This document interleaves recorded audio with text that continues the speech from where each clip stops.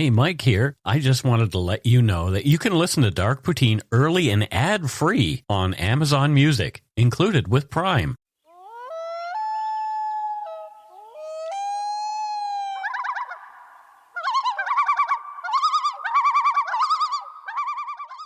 Oh my gosh. Welcome back to Dark Poutine. I'm Mike Brown, creator and host. Of course, my guest host again is my friend Matthew. Thanks for coming to help out once again. Hello, everybody. We had some amazing pizza for lunch. Uncle Fatty. Uncle Fatty, I love Fatih.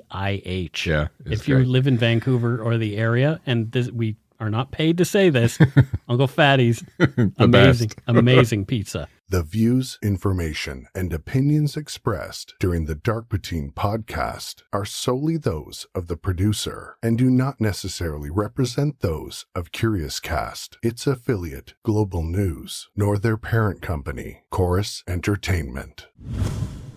Dark Poutine is not for the faint of heart or squeamish. Our content is often intense, and some listeners may find it disturbing. We're not experts on the topics we present, nor are we journalists. We're ordinary Canadian schmoes chatting about crime and the dark side of history. Let's get to it. Put on your toque, grab yourself a double-double and an Nanaimo bar. It's time to scarf down some dark poutine. The few, the proud, the poutines. Oh, wow. The few, the proud, the Marines. Yeah, I know. Isn't that good? Yeah, it is good.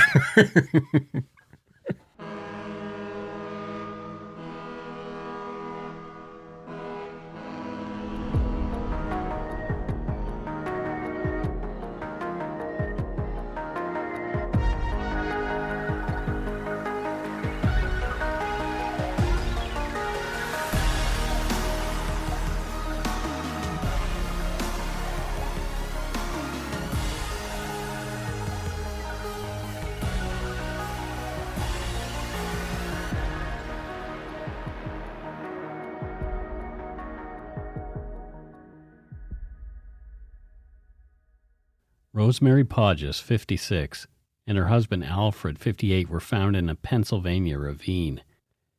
They had been fatally shot in their Loch Arbour, New Jersey home over the 4th of July weekend in 1982.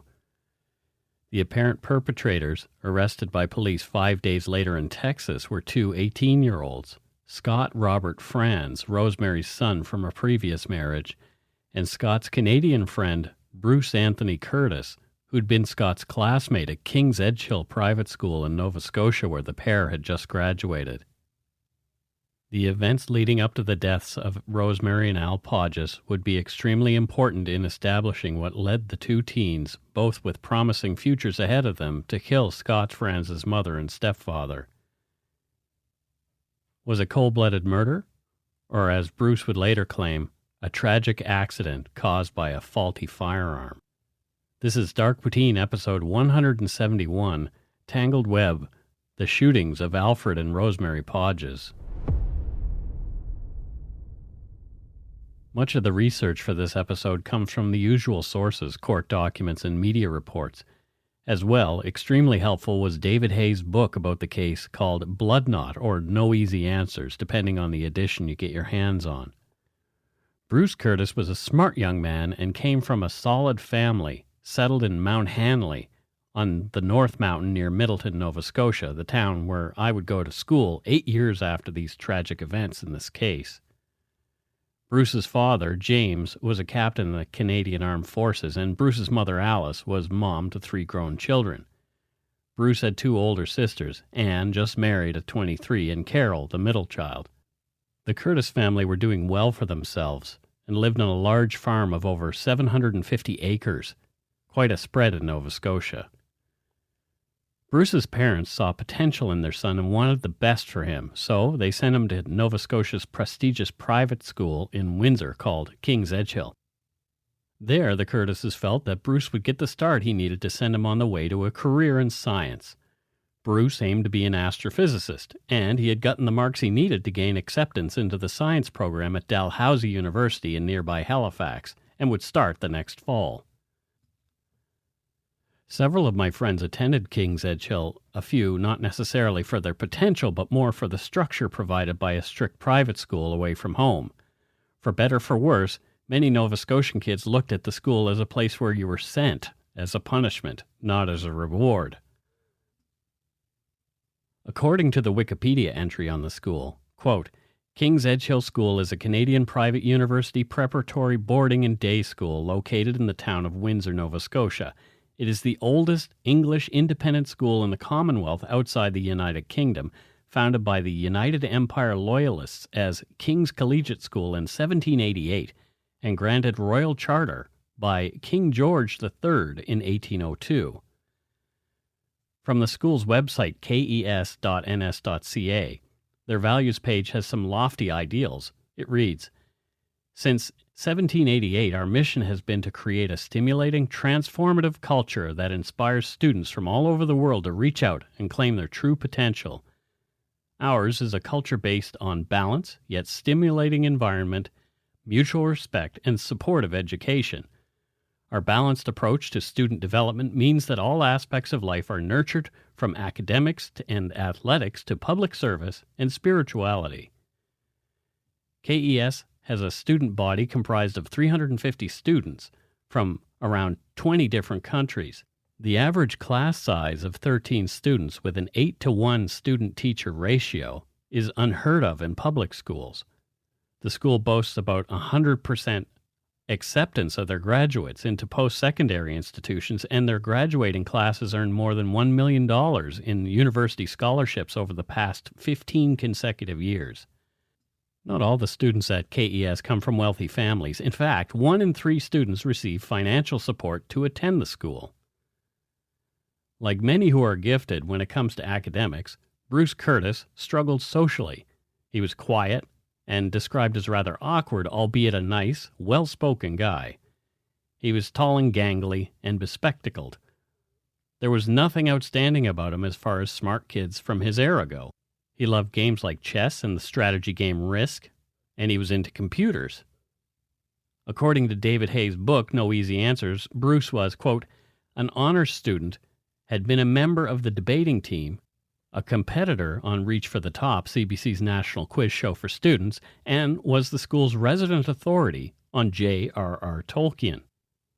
Bruce Curtis and Scott Franz met on school outings to Halifax to go to Radio Shack to learn about computers and electronics, but did not become friends until bonding over a strategy game.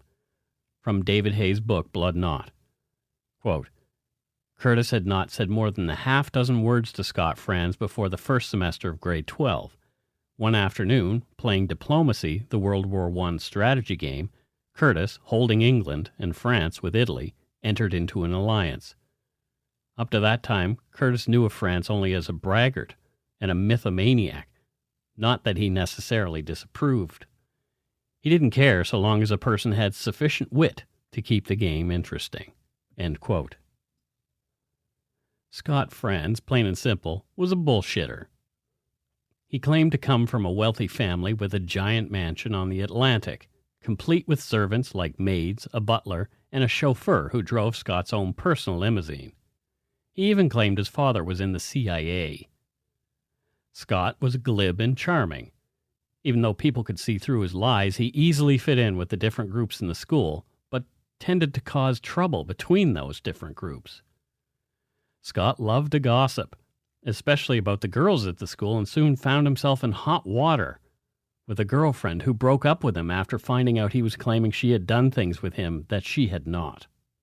In May of 1982, only a month before graduation, a female friend of Bruce Curtis's took her own life with a .22 caliber rifle in her family's barn, despondent over low marks on a physics exam. The friend's suicide affected Bruce Curtis deeply. Bruce wrote several diary entries filled with dark thoughts about her death. A few of his diary entries from the same time were in David Hayes' book, Blood Knot. In one entry, dated May 28, 1982, Bruce wrote, quote, She shot herself. I shall phone tomorrow for details. I have to know where. Very important.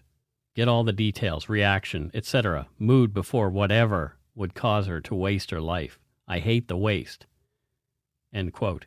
He continued, quote, I really wished I had been there, could have saved her, end quote.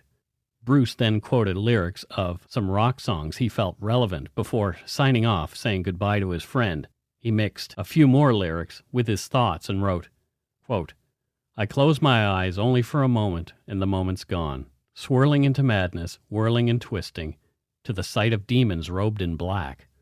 Revenge is necessary. End quote.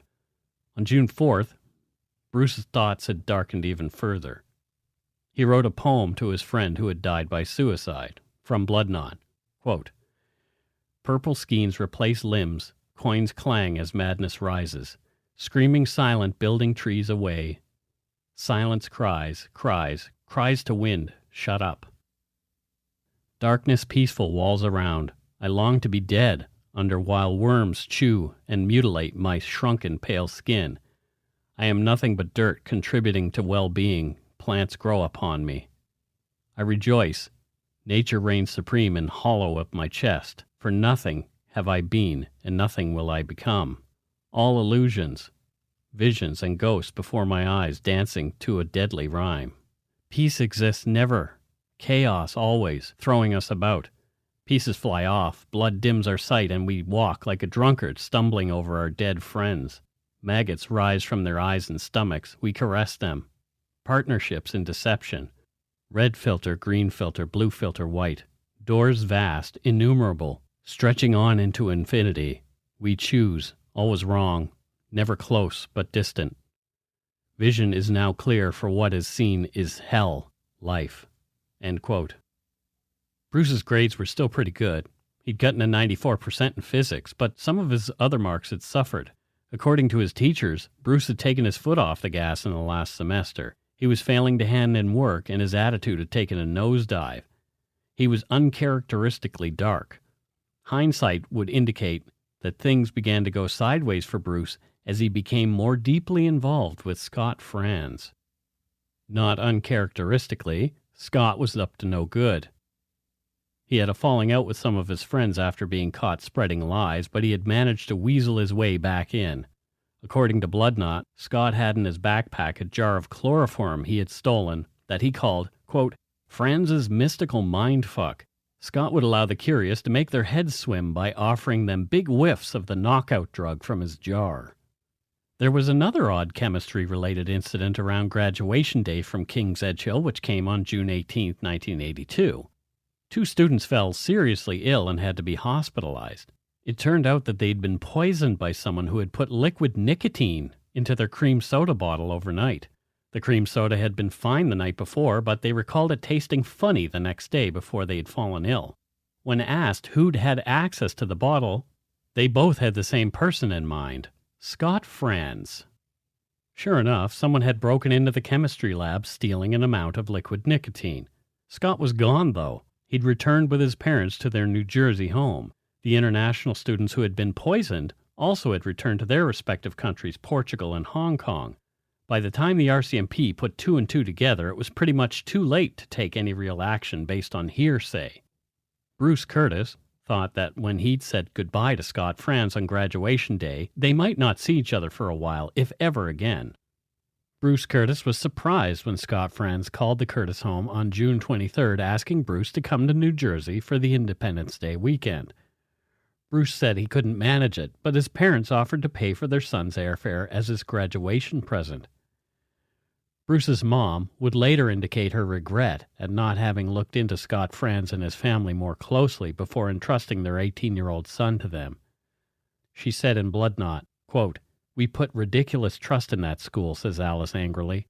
"We figured that anyone who went to the school would be reasonable. Bruce had spent a number of weekends with various people at different times.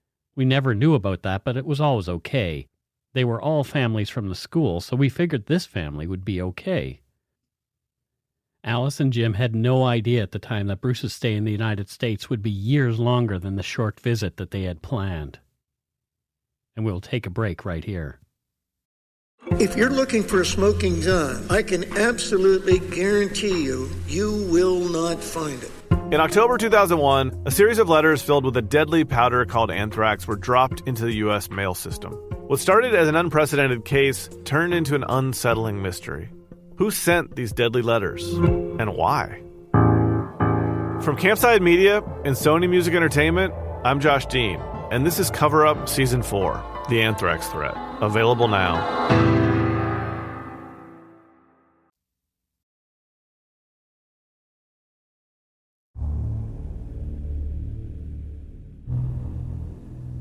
All right, so we're halfway through the show, Matthew. What are your thoughts so far on this case? Two things. Okay. You go through his diary entry. Yes. And I'm like, okay, inevitably, when you keep talking, we're going to talk about how they will try to put that into evidence, most likely, about how he's some psychotic killer. Right. Because of what he wrote. And the second point that I was thinking is, the company you keep. So on the first point, I've seen it over and over again on this show and on other true crime that I watch, where, there's almost this like anti-intellectualism amongst the flatfoots, right? Like if you read Nietzsche or if you've done this or that, it's like, oh, Satanists, there's this weird anti-intellectual thing. And this kid is obviously an intellectual, right? Mm-hmm. He's smart. And I just can picture them trying to use this to say that he was like this in a death cult or something, when in fact it was a teenage boy, probably one of the first people that he knows died by suicide, trying to make sense of it by writing stuff down, which is actually really healthy. Yeah, right? Totally it is. Yeah, writing it out, trying to understand it, to work it out in your head, and maybe even dealing in that dark imagery that he did.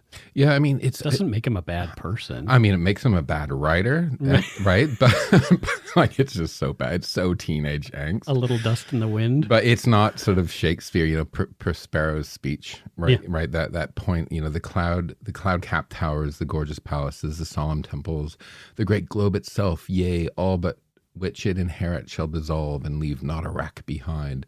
We are such stuff as dreams are made on, and our little life is rounded with sleep.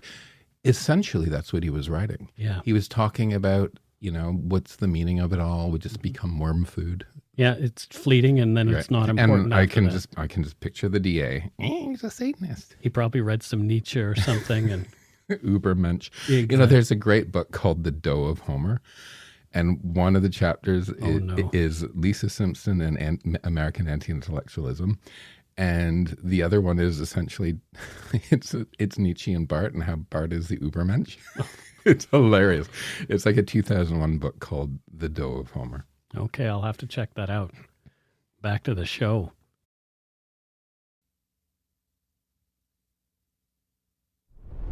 On June 29th, 1982, Scott Franz and his stepfather, Alfred Podgis, went to the Newark airport to pick up Bruce Curtis, who'd flown there from Halifax via a quick plane change in Boston. The plane was late arriving. Scott and Alfred got into a heated argument because Alfred thought the lateness of Bruce's plane would cost additional parking fees and would also interfere with a date he had with a fellow baseball card collector. Bruce was taken aback by what he realized on his arrival. There was no limo. There was no chauffeur, just Alfred, Scott's stepdad, driving a crappy van. As they pulled up to the home at the corner of 401 Euclid Avenue in Loch Arbour, Allenhurst, New Jersey, Bruce realized that there was no manor by the sea either. It was also clear that, by the angry, hateful way that Scott and his stepfather spoke to each other, that there was no love lost between them. Nor was Alfred Podgis a rich man.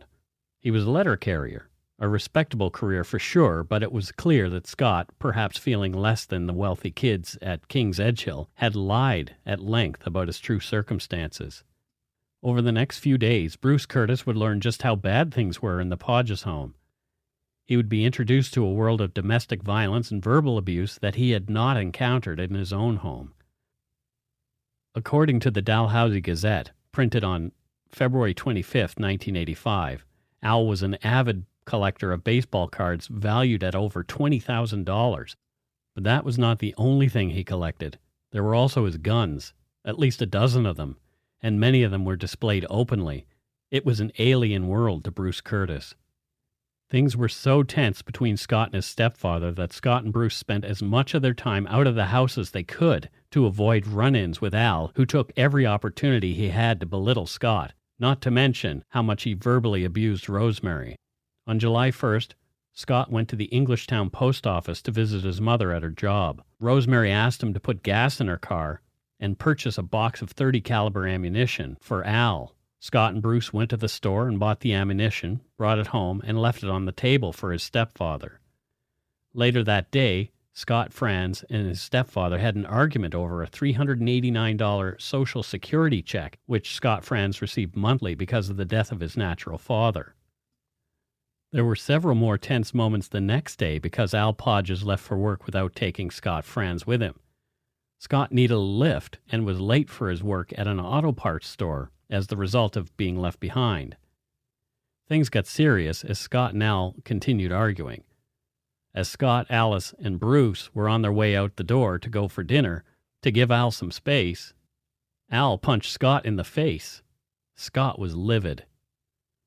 Much of the following is paraphrased from court documents in the case.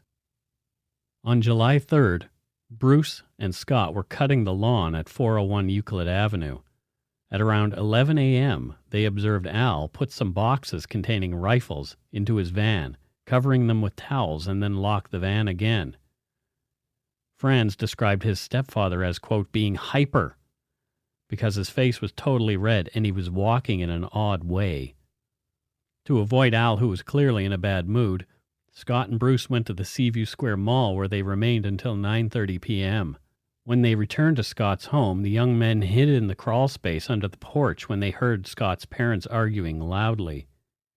They decided they would wait there for Al to go to bed before entering the house. Scott later claimed he had heard Al Podgis say he never should have married Rosemary because some of her children were too much trouble. Later that night, when Al came outside to take Scott's moped inside for the evening, the young men heard him say, quote, "If I get my hands on that son of a bitching kid, I'll kill him," end quote. Scott and Bruce were afraid to enter the house that night until very late, fearing a violent confrontation with Al Podgis. On Sunday morning, July 4th, Scott snuck upstairs to get his checkbook and to get Bruce's traveler's checks from Bruce's bag in Scott's room. Al Podgis confronted Scott while upstairs and fired a rifle shot at Scott Franz, narrowly missing him. Scott dropped Bruce's tote bag and ran out of the house, telling Bruce what had happened and that they needed to leave right away. These violent altercations with Al Podgis and others were not isolated incidents. From an article in the Dalhousie University Gazette on February 25, 1985, quote, Al Podgis was known to police and the community as an extremely violent man. Over the years, local police logged 147 visits to the Podgis home to act on complaints. The ramshackle house was riddled with bullet holes from Al Podgis' shooting sprees. He had assaulted two of Scott's sisters with heavy objects, attacks which put each of them in the hospital. But the worst was reserved for his wife Rosemary. Al broke her arm on 2 separate occasions and once pushed her down a flight of stairs, breaking her back. All the children left this house of horrors as early as they could. Rosemary Podgis didn't leave. But in an effort to spare her youngest son Scott from the constant abuse of his stepfather, Rosemary saved every cent she could from her clerical job to send him to King's Edgehill. He gained a reprieve, but nothing changed at the Podgis home. Bruce and Scott spent the remainder of the 4th of July in Asbury Park and returned to Scott's home very late that night. Before Scott Franz and Bruce Curtis entered the home that night, Scott broke into the locked van containing the box of rifles and took 2 rifles and a box of bullets. Scott said they needed protection from Al before they could get their stuff and leave town. Al had already shot at Scott once that day. He might not miss the next time. From court documents, quote, one of the guns removed from the locked vehicle was loaded. Franz unloaded that gun by ejecting the shells. He then loaded 1/2 of the shells into each of the 2 rifles. Bruce Curtis said he did not know how to load the rifle. Scott handed one of the loaded rifles to Bruce with the shells in the magazine, but no shell in the firing chamber. The hammer was in the safety position. Bruce and Scott slept Sunday night on the sofa in the living room, with the rifles on or underneath the sofa, end quote. On Monday morning, July 5th, Bruce and Scott got up at approximately 7:30 a.m. Rosemary went into the kitchen to make French toast for breakfast. Bruce was sitting in the living room on the sofa with his loaded rifle nearby. Scott said that he wanted to go upstairs to take a shower. However, before leaving to go up, Scott told Bruce, quote, if Al tries anything like shooting at me, then I'm going to shoot him. And if you have got to go out of the house shooting, go ahead. Scott Franz took with him one of the rifles, a loaded .30 caliber, upstairs to take his shower. Soon after he went upstairs, Scott claimed that he got into an argument with his stepfather in the master bedroom. The argument was over Al's having shot at Scott the day before. Things escalated quickly. Al Podgis also accused Scott Franz of stealing everything in the house and pawning it, just like his brother Mark, who had a drug problem. During the argument, Al Podgis held a .22 caliber rifle. Scott Franz said Al Podgis then fired at least 2 shots at him from a sitting position on the bed, both of them missing Scott. Scott Franz later claimed that it was in this moment when, in an act of self-defense, he levered his rifle to move a shell from the magazine into the firing chamber and fired a single shot that struck Al Podgis in the head, blowing out most of his brain.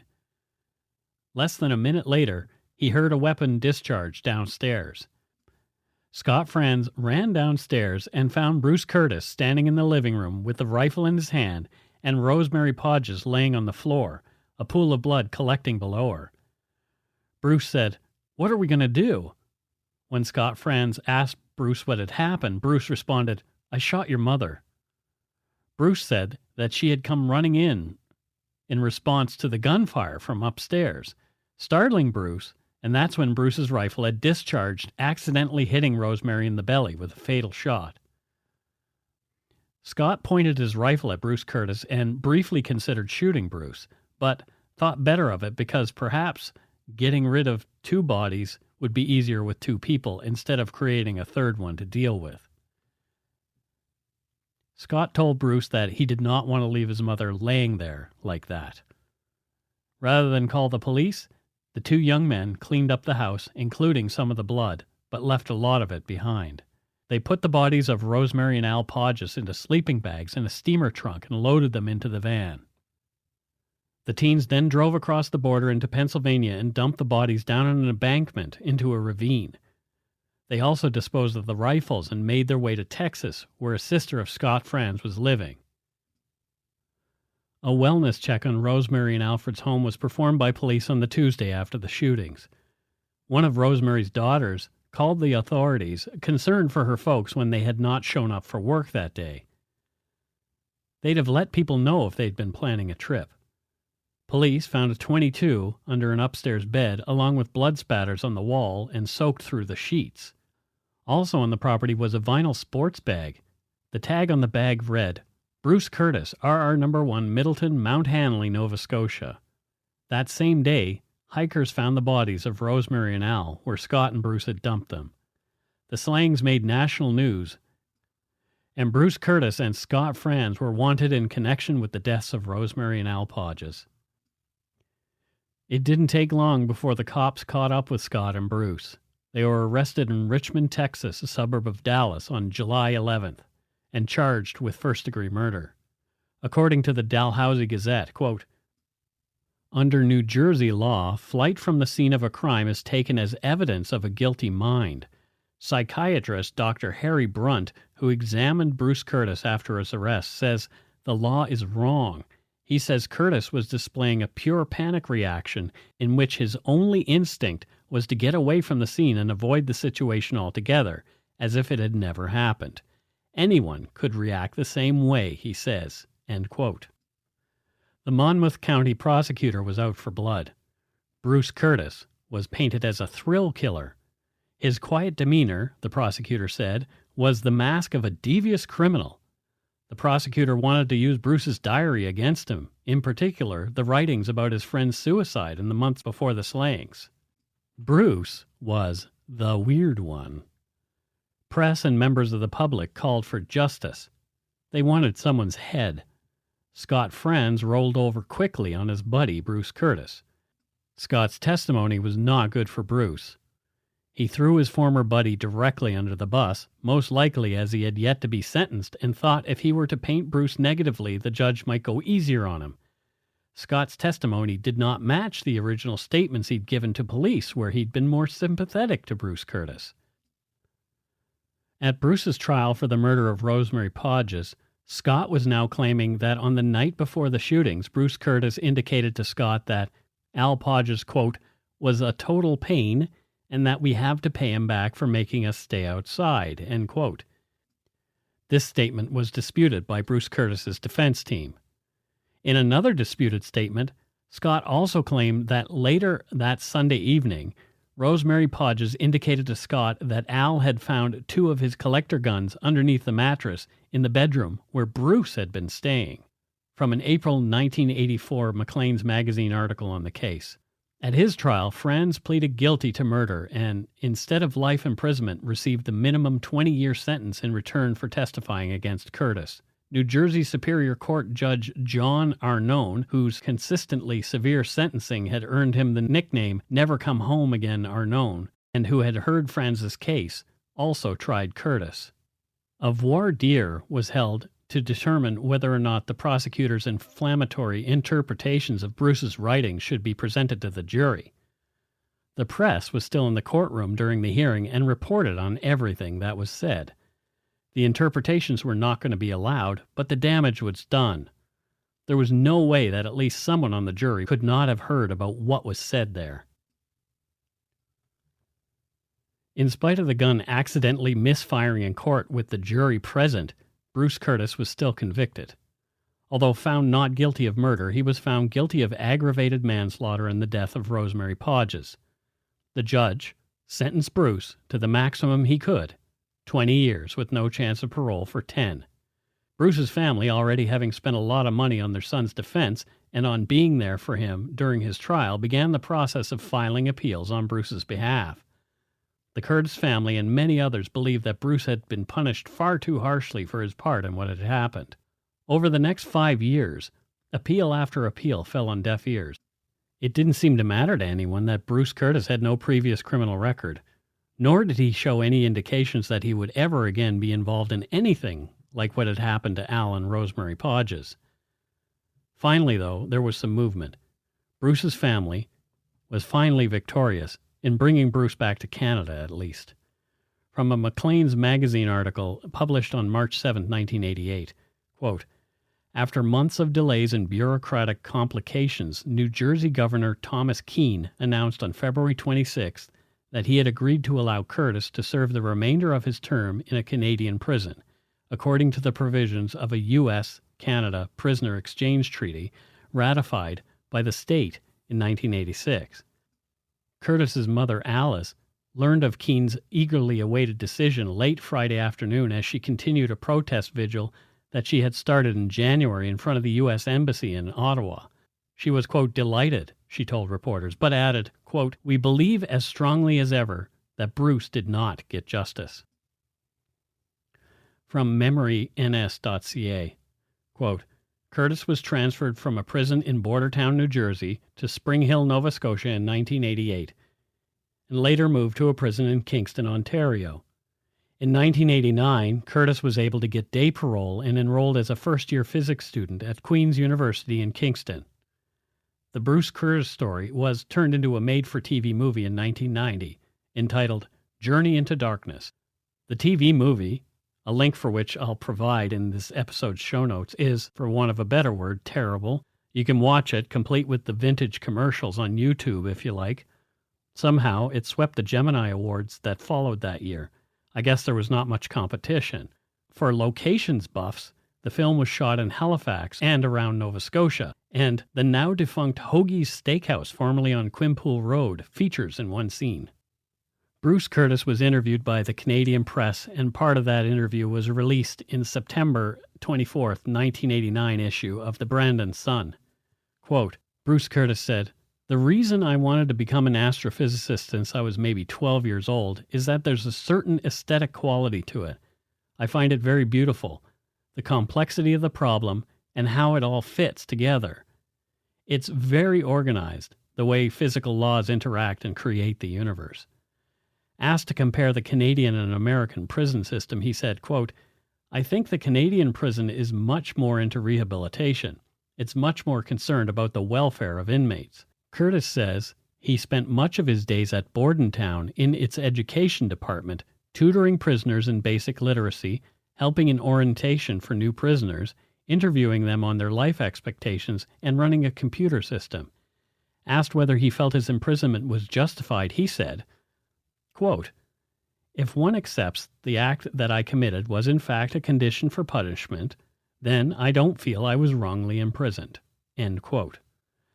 Scott Franz passed away on August 4th, 1997, only a year after getting out of prison. In the end, he'd stayed behind bars longer than Bruce.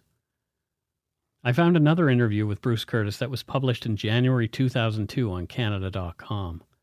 Quote, "Now in Halifax, Curtis said that people don't recognize his notorious name. They don't even register," he said. While the sentence our known handed Curtis was meant to last until this year, he actually got off parole in 1995 because the rules were changed for Canadian criminals sentenced in the United States. The term was reduced for good behavior in accordance with U.S. laws, said his mother, Alice Curtis.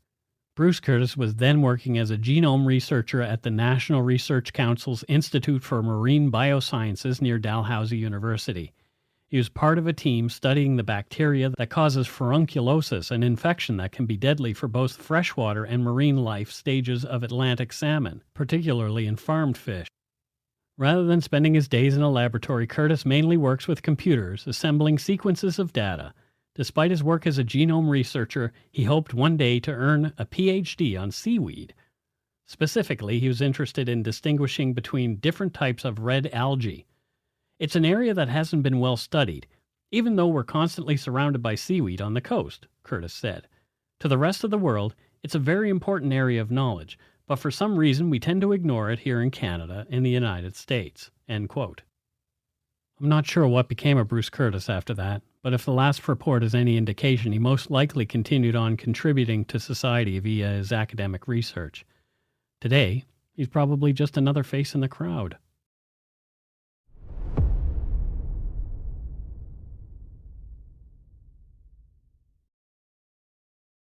And that is the story of Bruce Curtis, Scott Franz, and the shootings of Rosemary and Al Podgis. Fuck. Right? No, dude. So this guy thinks he's going to go spend some time in a nice big mansion on the ocean. Right. Maybe play some croquet. Yep. Right. Maybe ride a horse. Yeah. And he lands in the middle of a fucking scene from Deliverance. Yeah, right? exactly. All we were missing was squeal like a pig. Well, maybe that was just not written. I don't know. It's insane. Yeah. And, the guy, obviously, he did some stuff wrong. Yep. Right. And he should have had some punishment right. and rehabilitation. Yep. But that judge, who is obviously out more for vengeance than justice, but seems to me, the kid, he should have he's probably gone through this a million times in his head. Call your parents. Right. They're shooting at each other. They were shooting at each other in the house. I grew up with, my dad had probably about 16 guns. Yeah. I'm not anti-gun. Yeah. We were taught to just respect guns. Right. But that's insanity. Mm-hmm. Insanity. And it's, the kid, honestly, if you're in that situation, I would have been holding a gun going, oh my God, I'm going to get killed. And I can totally understand that maybe he pulled the trigger, maybe it went off, whatever. He was in self-defense mode. He was in fight and then in flight, right? Mm-hmm. And because of the situation he's in. So I had never experienced any domestic violence or anything like that growing up, none. Nor in my I, house. nothing at all. If mom and dad were angry at each other, we didn't even know. Yeah, and I was with me, if they're angry with me, I was more afraid of disappointing them than being punished, because it was just the look of disappointment was punishment enough. Exactly. Right? Yeah. But my first experience with domestic violence was I was staying at a friend's place while my parents were out of town, and I was out with other friends, and came home to this place where I was staying and opened the door, and I heard screaming upstairs. So I walked up the stairs trying to figure out what was going on. I heard my friend's mom yelling, clearly in distress, and then my friend's dad yelling, clearly angry. And so I came upon the bedroom, looked into their bedroom because it was at the top of the stairs. The door was open. And I saw this former football player having his tiny wife cowering in the corner. Horrible. And I didn't know what to do. I stood there kind of in stunned silence for a minute. It seemed like a minute, but it was probably a couple of seconds. And my friend's older brother was at the bottom of the stairs saying, Mike, get down here. Come down here. Right. You don't want to get involved in this. And so we went down and we hid in his room in the basement until the storm passed. That really makes me sad. It was probably one of the most memorable and worst moments of my teenage years. That's sad. And I mean, that's what was happening here. They're hiding under the porch. I mean, yeah. And this kid, he was a bad egg, the American Scott kid. Franz, yes. But he didn't have a chance to be a good egg in so many ways. Right. If he was raised that way, And I think it's like you said, Bruce Curtis thought he's going to play croquet and ride horses, and he ends up in this place. So he wasn't maybe in the right headspace to even deal with all of this stuff that he was continually shocked over and over and over again and traumatized by. Yeah. Because, like you say, he expects to go get a ride in a limousine. Yeah. I mean, I Google mapped the house. Yeah. It's not a terrible looking place. No, it's a typical, normal, sort of older suburban looking area, right? Yeah, It's not like he went to like a shack or something, but No. but the horror inside, right? Yeah, the house, the Amityville house, is quite a nice area as well. And some horrible things happened in there. It's like, I don't know. I think Bruce Curtis is a guy who he took his lumps. He took the punishment that was meted out to him. Yeah. He taught other prisoners when he was in prison, and came out and is now like a contributing member of society. And to me, that's good justice. Right? Yeah. It's not, for me, it's not about, any small thing, lock everyone up for eternity and just punish them. It's how can we move society forward? Right. I mean, of course, the most egregious stuff, you're locked away for the rest of your life. But for sure. This wasn't the case. No. And I think that the judge who threw the book at him was a little overzealous and probably just liked to be, he would have been a hanging judge back in the day. Absolutely. Yeah, Oh, well, probably read too many cowboy stories there in New Jersey. I don't know if there were cowboys in New Jersey. Probably. I know the Sopranos were there, so. Yeah, those are modern day cowboys, aren't they? I guess so. And that's it for episode 171, The Shootings of Alfred and Rosemary Podgis. Pretty interesting stuff. Maybe I won't say pretty interesting stuff. That was kind of a cheap throwaway It was line. a little coarse, too. Little glub. Sorry, Rosemary, you're dead. Yeah, I won't do that. All right, so now it's on to voicemails. You can leave us a voicemail at 1-877-327-5786 or 1-877-DARK-PTN. That's right. If your call stands out, you might hear it on the show, and I have a few here for us this week. Yay. I like the calls. Here's the first one. Hey guys, my name is Laura, or as you might see me on the barnyard, Lunya, and I'm calling you from just across the water in Victoria. I just wanted to let you know how much I enjoy listening to your podcast.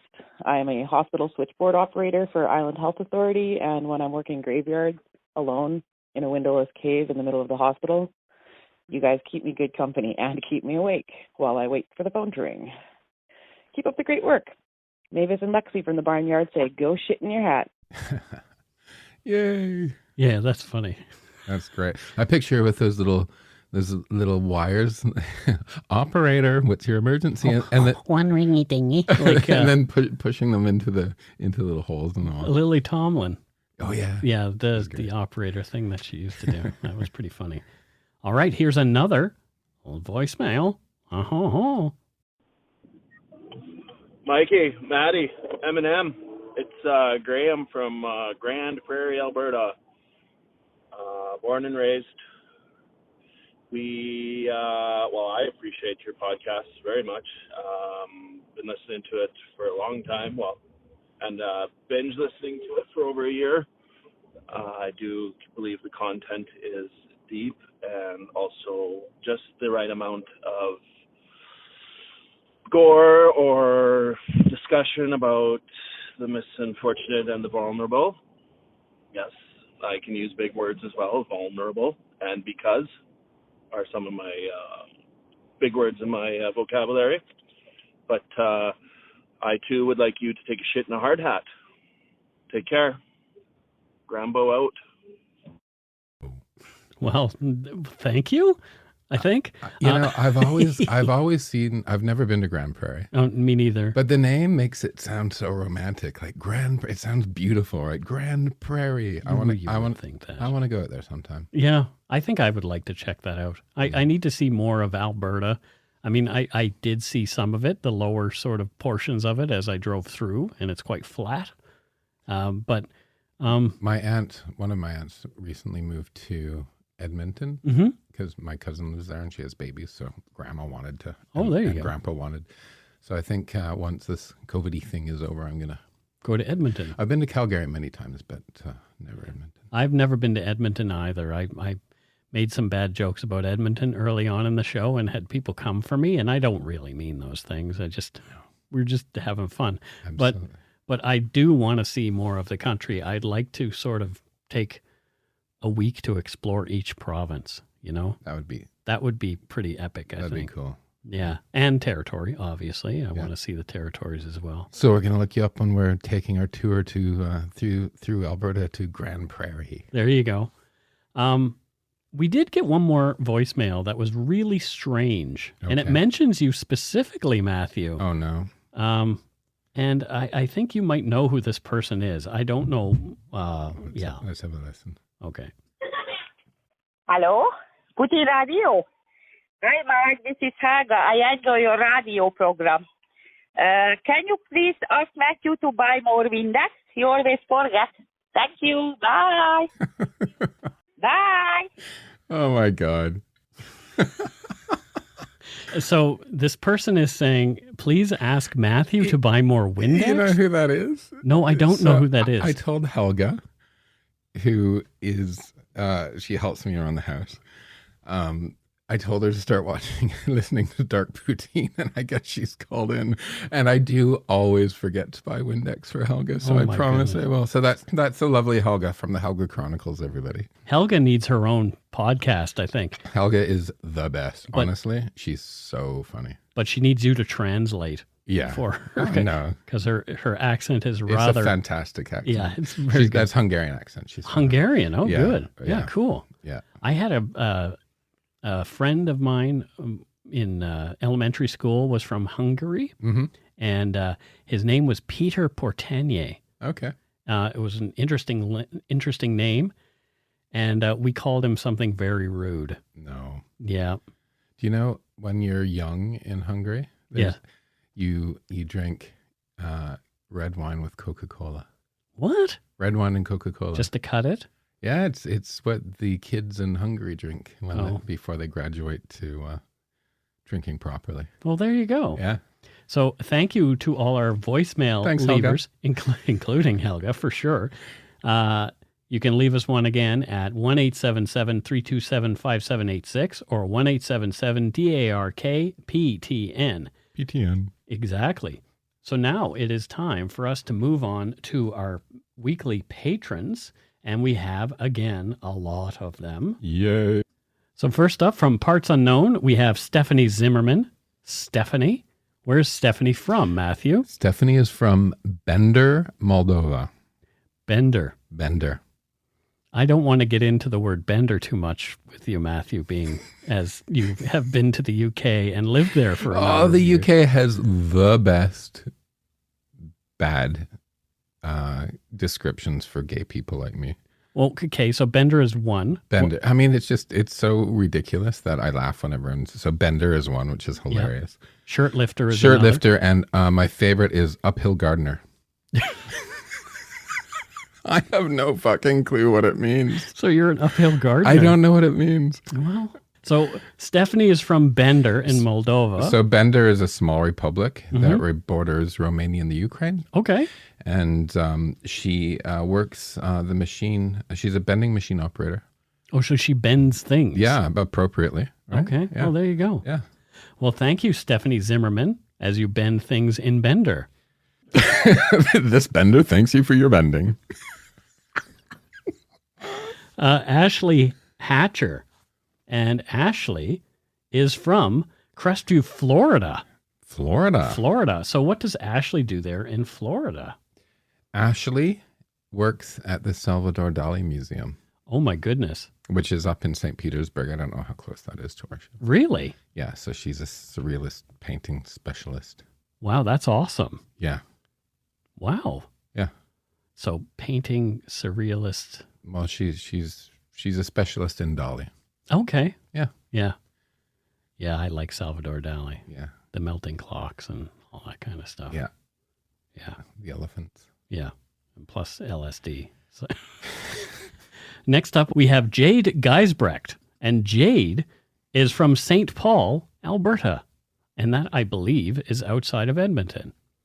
Okay. Yeah. So what does Jade do there? Jade is an ATM operator. Oh, so does she help people with ATMs? No, well, she's quite short in stature. Oh. Which is... So she lives inside the ATM. There's actually a little person that counts the money and slides it through once you ask for it. Well, there you go. She's one of them. What? I've never seen them come out for a lunch break or anything like that. Do they have to? They have tunnels underneath. They have tunnels underneath? Yeah. Well, that's very creative. It's true. It's not creative. Well, thanks, Jade. Next up, we have Kim, only Kim, and she is from Foothills. Actually, her name is Kim Breckenridge, and she's from Foothills, Alberta. Another Albertan. The Albertans are really stepping up. What does Kim do there in Foothills, Alberta? Kim is a professional rugby player. Wow. She's a fly half. What does that mean? God, I love that game. It's a position? Yeah. Okay. Yeah. Do you like? Yeah, I've taken you to rugby games. Yes, you have. Yeah, rugby's the best. We quite enjoyed that. It's the only sport that I'm into. There you go. Yeah. Next up, we have Glynis Hunter, and she is from Mississauga, Ontario. Oh, we had somebody from Mississauga last week. Yes, we did. And what does Glynis do there in Mississauga? Glynis is super smart. She's a computational quantum chemist. Oh, wow. Yes, and she still listens to Dark Poutine. I'm always surprised by some of the jobs that people have that listen to our show, especially as, I'm a bit of a dum-dum myself. So, you said it. Yeah, I did. Next up, we have Nicola Goodman and Nicola. Next up, we have Nicola Goodwin, and Nicola is from Half Moon Bay in British Columbia. I like that. Half Moon Bay. Half Moon Bay. You know, I don't know, but I actually picture her running like a little art shop. She's a painter. Oh. And she has this like cute little, she serves coffee and she has her paintings on the wall and has a dog and a cat that sort of hang out in the shop. Oh, there you go. Yeah. Sounds nice. Like a Half Moon Bay sort of thing, doesn't it? That does sound like a nice Half Moon Bay thing. Next we have Eric Renberg. And Eric is from Blaine, Minnesota. Blaine, Minnesota. I've heard of that place before. There's Blaine, Washington, you've probably heard of. But I don't know why you would have heard of Blaine, Minnesota. But anyway, so what does Eric do there in Minnesota? What does Eric do in Minnesota? Yeah. In Blaine, Minnesota? Yeah. I don't know. You don't know? Well, I thought he was like a newspaper press operator and just grinding out the newspapers. Oh, no, you're wrong. He's a typesetter. Well, okay. So I had the wrong job, right industry. Yeah. Oh, okay. There you go. Old school. He's big into fonts. He's the font man. The font master. Font meister. Next we have Donna Peebles. Donna. And Donna is from Austin, Texas. Austin, Texas. I have family in Austin. I had fun in Austin. Did you? I've Yeah. never been. Yeah, it's a great place. I'd like to go. Yeah. For it's- South by it's Southwest. Of young, vibrant. Yeah. Yeah, I was launching a drinks brand way back when. Oh, and way back and when. that was Smirnoff Ice, and that was one of our test markets. So Oh. so this was the best job ever. You have an expense account, Matthew? Go to gay bars and buy drinks for guys. Well. Oh, I got so laid. There you go. I have great memories of Austin. Matthew had a great time in Austin, Texas. Yeah. How about them apples? And next up, we have from Mississauga, Ontario, Another one. Our good friend Jen Burke. Jen Burke. And what does Jen do there in Mississauga? She's a jeweler. She's a jeweler. Yeah. Oh, that's nice. Yeah. Does she specialize in anything? Like any particular kind of gem would be her favorite? Or? She actually, I say jeweler, but she cuts diamonds. Oh, wow. Yeah. Okay. Yeah, that's quite precise, that work. It is. Can you imagine like screwing it up? I can, because Here is the Kohinoor diamond. Please cut it. The Kohinoor Smash. just shattered. Oh, God. And that's it for patrons this week. We have a lot of them again. So yay. We'll do the rest next week. Yeah, right? well, we're going to start to run behind, which is a good thing. We are not complaining. We would rather Not at all. run behind than not have anybody to talk about. Those people that Patreoned us. We'll keep them listening next. Next up, let's move on to PayPal and see if we had any donut money this week. I think we might have had a couple. So first up, we have Levi Hansen. And I don't know where Levi is from, but you can take a wild guess. Levi says, "Hi, Mike and Matthew. We're going to ship you donuts once we opened our new donut shop. Ooh. But thought better of it and instead sending you cash for fresh ones. Keep up the good work, Levi Hansen." So we know what Levi does. He makes donuts. That's and he amazing. runs a donut shop. Levi, if you want to let us know where your donut shop is. Because I'll be there. Matthew will be there, but we will tell people, go see Levi at his donut shop. Where is Levi? Let's just assume. Where is he? Yeah. He's from Lappeenranta, Finland originally. Oh, good Lord. Yeah. And what does he do there? Well, we already know Well, what he does there. before he started his donut shop, he was a Lappeenranter. Okay. So he stands on a racetrack and runners. He rants at them as they lap. He rants at them, telling them they're shit. They're going too slow to keep them going. Oh. Yeah. Well, you know. Have you ever been to Lappeenranta? No. It's like southern Finland, like 30 miles from the Russian border. Have you been there? Yeah, don't ask. Was there prison involved? Or? No, but I just sort of got off the train and it was the middle of the night and the city was sort of, the town, the lights were sort of in the distance and the snow was coming down like those crystals and my hands were swollen up and peeling. That's why I was there and I was all drugged up on medication and I was trying to find a doctor. It was just a bizarre time. Wow, that sounds really weird. Yeah, because I didn't trust, I was living in Moscow. I didn't want to see a Russian doctor. So there's an American doctor, but he was in Lappeenranta that week. So I took a train to Lappeenranta and my hand just showed up at his office. My hands. Oh, good Lord. Well, anyway. Sorry, that was a little bit of a segue. Wow. Donuts, yes. Please tell us where your shop is. Exactly. Next up, we have David Gaddis. He says, "I only currently subscribed to 2 other podcasts, the most expensive being $13, so I thought I'd offer you some more." Well, thank you, David. My name is Sarah Galt. Well, I guess David Gaddis is the account that she's using. Okay.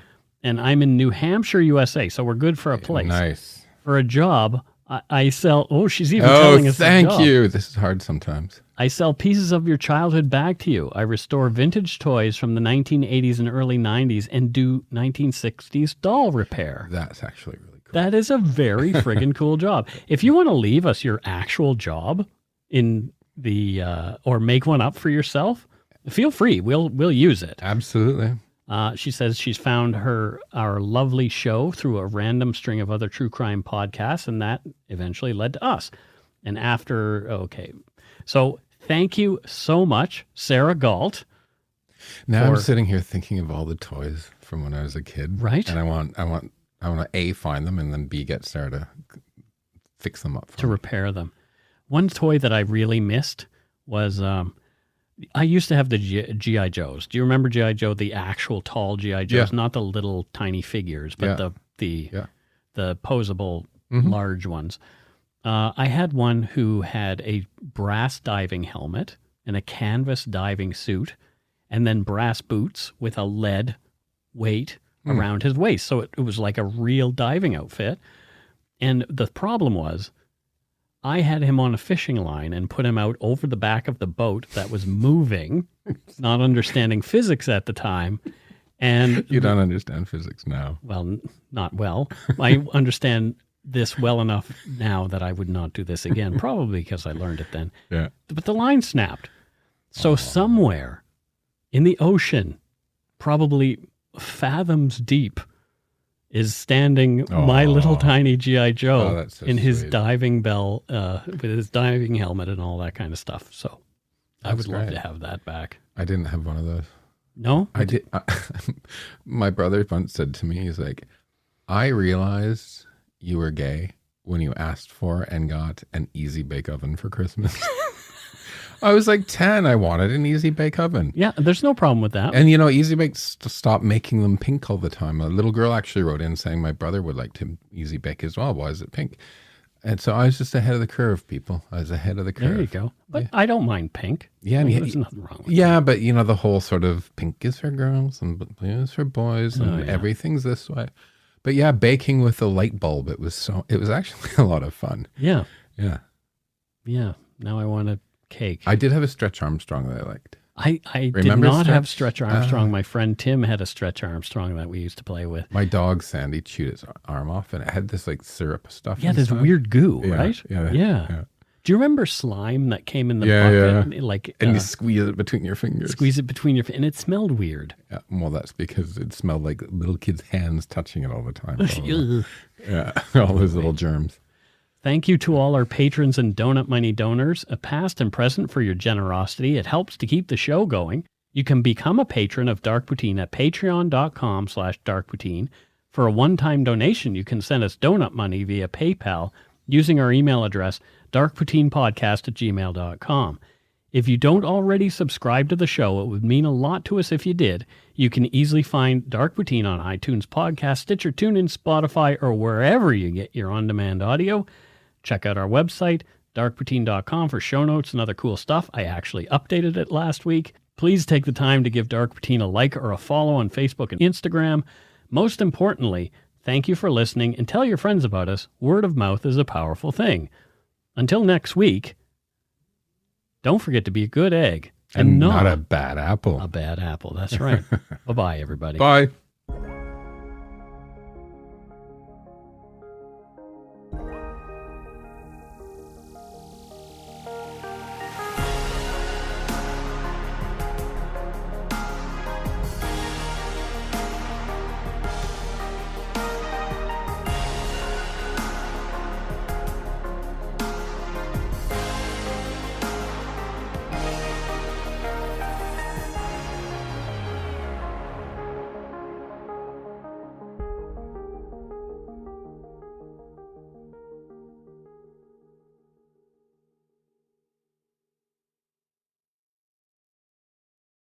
I said to my parents, don't trust her. They wouldn't listen. Every family has a secret. Joy Delaney, mother of 4, has gone missing. From the author of Big Little Lies comes a chilling new mystery to W. You were an emotional chaos sinkhole, Amy, and I'm sick of it! Starring Annette Bening. Nobody can break your heart like your own children. And Sam Neill. She will come back. Here we go. Strap in. Apples Never Fall. All new Thursdays, only on W. Stream on Stack TV.